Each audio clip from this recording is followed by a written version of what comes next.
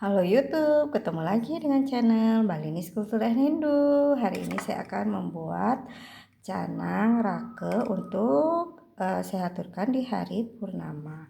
Di sini saya sudah punya tempatnya. Saya sudah alasi dengan daun pisang.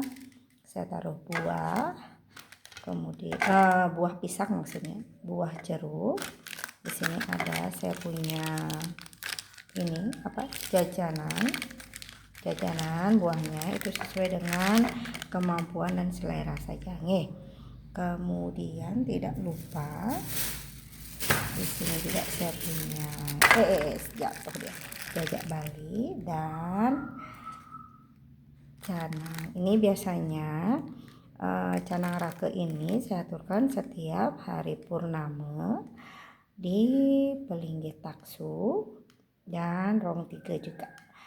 Dan di pelangkiran dimana biasanya saya membanten canang setiap harinya.